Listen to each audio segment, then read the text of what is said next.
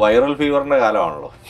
എല്ലാവരും അത്യാവശ്യം പനി വരുമ്പം തന്നെ ഒരു ചെറിയ വിറ, ചെറിയൊരു ചുമ, അങ്ങനെയൊക്കെയാണല്ലോ ഇപ്പോൾ ഇതിൻ്റെ ഒരു തുടക്കം. ഇംഗ്ലണ്ടിന്റെ കളി DR കോങ്കോ ആദ്യത്തെ ഗോൾ അടിച്ച സമയത്ത് ഒരു ചെറിയ വൈറൽ പനി പിടിച്ച ഒരു അവസ്ഥയായിരുന്നു. ചെറുതായിട്ടൊന്ന് വിറച്ചു. അതെ അതെ. പക്ഷേ ഇംഗ്ലണ്ട് അതിമനോഹരമായ 2 ഗോളുകൾ തിരിച്ചടിച്ച് എക്സ്ട്രാ ടൈമിലേക്ക് കളി നീട്ടാതെ ഒരു പ്രീ ക്വാർട്ടറിലെത്തി. പക്ഷേ ഈ മത്സരം കാണുമ്പോൾ എനിക്ക് ചില ആശങ്കകളുണ്ട്, ഇംഗ്ലണ്ടിന്റെ മിഡ്ഫീൽഡ് ഉൾപ്പെടെയുള്ള പല കാര്യങ്ങളും. അല്ലേ? അതെ അതെ. നമ്മുടെ ഒരു സഹപ്രവർത്തകൻ പറഞ്ഞത് ഇംഗ്ലണ്ട് രാജകീയമായി തിരിച്ചു വരുമെന്ന്. സത്യമായി അത് സത്യമായി. ആദ്യത്തെ ഘട്ടത്തിലാണ് അദ്ദേഹം അങ്ങനെ പറഞ്ഞത്. ഇംഗ്ലണ്ട് ഒരു ഗോളിൽ പിന്നെ നിൽക്കുമ്പോൾ വളരെ ആത്മവിശ്വാസത്തോടെ പറഞ്ഞു ഇംഗ്ലണ്ട് രാജകീയമായി തിരിച്ചു വരും. എന്തായാലും ഇംഗ്ലണ്ടിൻ്റെ ആരാധകരെ സന്തോഷിപ്പിച്ചുകൊണ്ട് ഹാരി കെയ്ൻ, അവരുടെ കിങ് കെയ്ൻ ഉത്കരൻ 2 ഗംഭീര ഗോളുകൾ ഒക്കെ ആയിട്ട് ഇംഗ്ലണ്ടിന്റെ തിരിച്ചുവരവ് ഗംഭീരമാക്കി. അത് സമ്മതിക്കാതെ വയ്യ. അതെ അതെ. ഇംഗ്ലണ്ടിന് ശരിക്കും സംഭവിച്ചത് 7-ാം മിനിറ്റിൽ വഴങ്ങേണ്ടി വന്ന ഒരു ഗോൾ അവരുടെ കളിയുടെ ഒരു താളം തെറ്റിച്ചു കളഞ്ഞു. അവർക്ക് പെട്ടെന്നൊരു ഞെട്ടലായിപ്പോയി. അവരുടെ ഡിഫൻസിന്റെ പരിപൂർണമായ പരാജയമായിരുന്നു ആ ഗോളിന്റെ ഒരു പ്രധാന കാരണം. അതെ അതെ. ഈ കുറച്ച് നാളുകളായിട്ട് ആ പ്രശ്നം ഇടയ്ക്കിടയ്ക്ക് കാണുന്നുണ്ട്, ഡിഫൻസിന്റെ പ്രശ്നം. അതെ. ആ ഒരു പരാജയത്തിൽ നിന്ന് അവരൊന്ന് ഉയർത്തെഴുന്നേൽക്കാൻ അവർക്ക് വേണ്ടി വന്ന സമയമാണ്. പിന്നീട് 75-ാമത്തെ മിനിറ്റിലോ മറ്റാണ് ഹാരി കെയ്ൻ ആ ഗോൾ നേടുന്നത്. പക്ഷെ നമുക്കറിയാമായിരുന്നു അങ്ങനെ ഒരു ഗോൾ വരും, പിന്നാലെ മറ്റൊരു ഗോൾ കൂടെ വരുന്നു. കാരണം അതുപോലെ ഓർഗനൈസ്ഡ് ആയിരുന്നു അവരുടെ അറ്റാക്ക്. അതെ അതെ അതെ, തീർച്ചയായിട്ടും അത് അങ്ങനെ തന്നെ വേണം കാര്യം. പക്ഷേ ഞാൻ മനസ്സിലാക്കിയെടുത്തോളം സെക്കൻഡ് ഹാഫിൽ ആന്റണി ഗോർഡന്റെ വരവ് അത് നിർണായകമായിരുന്നു. ആ 2 സബ്സ്റ്റിറ്റ്യൂഷൻ ആന്റണി ഗോർഡനാണ് 2 അസിസ്റ്റും. പ്രത്യേകിച്ച് 2ാമത്തെ അസിസ്റ്റ് ആ കൂട്ടപ്പൊരിച്ചിലിനിടയ്ക്ക് ബാക്കിയിലാണെന്ന് തോന്നുന്നു. അത് കൊടുത്തിട്ട് അത് കെയ്ൻ പന്ത് കളക്ട് ചെയ്തൊന്ന് വെട്ടിത്തിരിഞ്ഞ് അദ്ദേഹം ഗോൾ വല കാണുന്നുണ്ടോ എന്ന് പോലും സംശയമായിരുന്നു. കാലിനെ വിശ്വസിച്ച് ഷോട്ട് എടുത്തതാണ്. കാലിന്റെ ആ ആക്യുറസിയിൽ വെച്ച് ഷോട്ട് എടുത്തു. അത് ഗംഭീര ഗോളായിരുന്നു. അതൊരു കറക്റ്റാണ്, വിഷൻ കറക്റ്റാണ്. ആ ഒരു അങ്ങനത്തെ ഒരു സ്ട്രൈക്കർക്ക് അത് പ്രത്യേകിച്ച് ഹാരി കെയ്നെ നമുക്കറിയാലോ. ഇപ്പൊ ബുണ്ടസ്ലീഗ നമ്മൾ കാണുന്നതാണ് ഹാരി കെയ്ന്റെ പെർഫോമൻസ്. ഹാരി കെയ്നെ പോലെ ഒരു സ്ട്രൈക്കർക്ക് അത് സാധിക്കും. ഈ ഹാഫ് ചാൻസ് പോലും ഇല്ല, അത് ചെറിയതൊരു അവസരമേ ഉള്ളൂ.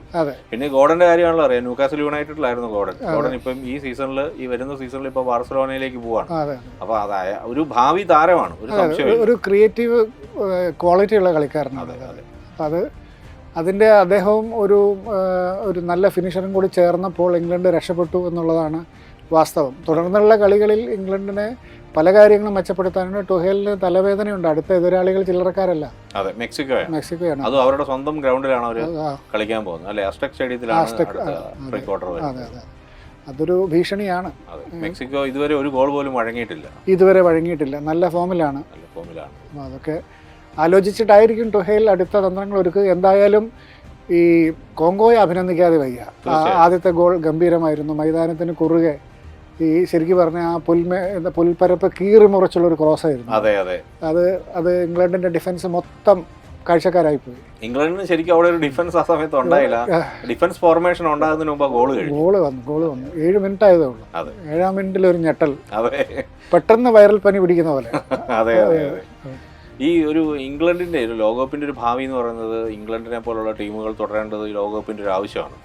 കോങ്കോയെ വില കുറച്ച് കണ്ടുകൊണ്ടല്ല പറയുന്നത്, പക്ഷേ ഇത്രയധികം ഫാൻസും ഒക്കെ ഉള്ള കാരണം നമുക്കറിയാം ലോകത്തെ ഏറ്റവും വലിയ ലീഗ് സെറ്റപ്പുള്ളൊരു സ്ഥലമാണ് ഇംഗ്ലണ്ട്. അവിടെ നിന്നുള്ള താരങ്ങളാണ്, അല്ലെങ്കിൽ ലോകത്തിന്റെ എല്ലാ ഭാഗങ്ങളിൽ നിന്നും ഈ ഇംഗ്ലണ്ട് ലീഗ് കളിക്കാൻ താരങ്ങൾ വരുന്നു. ലോകത്തിന്റെ എല്ലാ ഭാഗങ്ങളിൽ നിന്നും സമ്പന്നർ ഇംഗ്ലണ്ടിൽ വന്ന് പണം മുടക്കി ക്ലബ്ബുകൾക്ക് വേണ്ടി ഫണ്ട് ചെയ്യുന്നു. ഇതെല്ലാം നടക്കുന്ന ഇംഗ്ലണ്ടിൽ ഇന്നേ വരെ 1966 ശേഷം ഒരു ലോകകപ്പ് വിൻ ചെയ്യാൻ പറ്റാത്ത ഒരു രാജ്യമായി ഇംഗ്ലണ്ട് മാറുന്നതിന് നമ്മൾ പലപ്പോഴും ആലോചിച്ചിട്ടുണ്ട്. കാരണം പല കാരണങ്ങളുണ്ടാകും.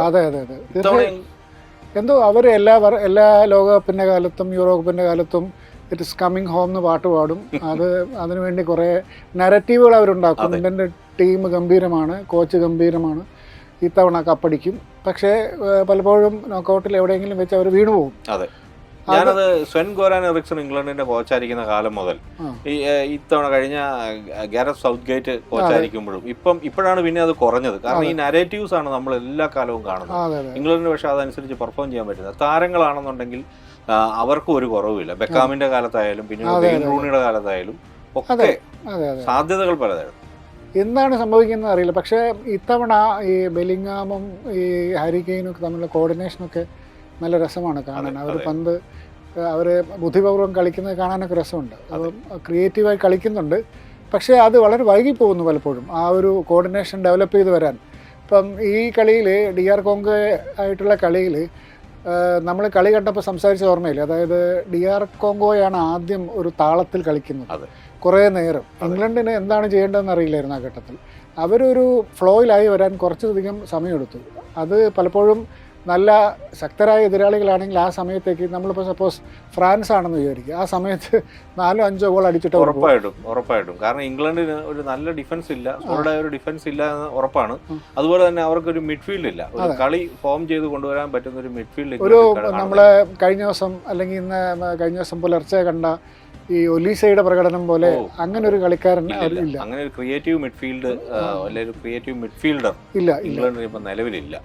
പക്ഷെ അത് മറ്റു രീതിയിൽ അവർക്ക് ഇപ്പോൾ ഈ ആന്റണി ഗോർഡന്റെ ക്രിയേറ്റിവിറ്റി ഉപയോഗിച്ച് ഇന്ന് ഈ കളിയിൽ രക്ഷപ്പെട്ടതുപോലെ, അല്ലെങ്കിൽ എന്തെങ്കിലും ഒരു തന്ത്രം ടുഹേൽ നോക്കൗട്ടിന്റെ ആശാൻ എന്നാണ് പറയപ്പെടുന്നത്. ഇപ്പോൾ ടുഹേലിനെ അതുകൊണ്ടാണ് അത്ര ഇംഗ്ലണ്ട് കൊണ്ടുവന്നതും. അങ്ങനെ ഒരു നെറേറ്റീവ് ഉണ്ട്.